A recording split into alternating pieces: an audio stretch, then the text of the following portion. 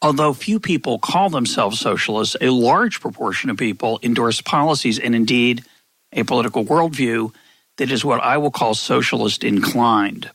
Socialist inclined policy is that which tends to prefer centralized over decentralized economic decision-making. It also tends to distrust granting local people or communities a wide scope to organize themselves according to their own lights, especially when their decisions conflict with larger, preferred corporate or social goals. It tends to prize material equality over individual liberty and is willing to limit the latter in the service of the former, and it tends to hold that self-interest is either morally suspect or can be eradicated from or at least significantly diminished in human behavior by the proper arrangement of political, economic, and cultural institutions. A great number of people, regardless of party affiliation, fall somewhere along those continua in the directions of socialism.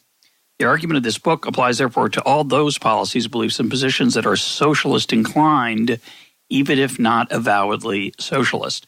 So your book is an attack not just on socialism per se, but this socialist inclination, which I do agree with you, I think is very widely held. In fact, I would suggest it's in many ways perhaps the dominant viewpoint of most Americans. Yeah, I think that's a good point.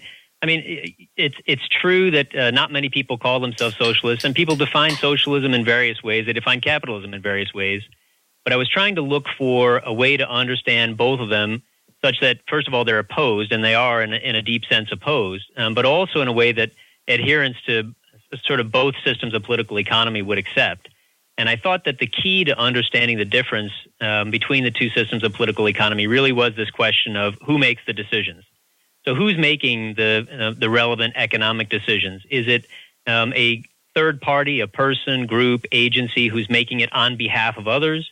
That's what I'm calling the impulse towards centralism.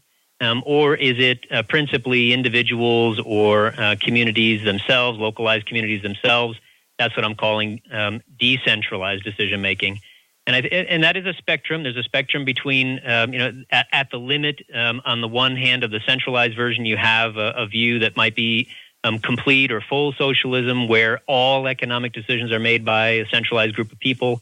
On the other hand, you have at the limit where all economic decisions are made by, say, individuals.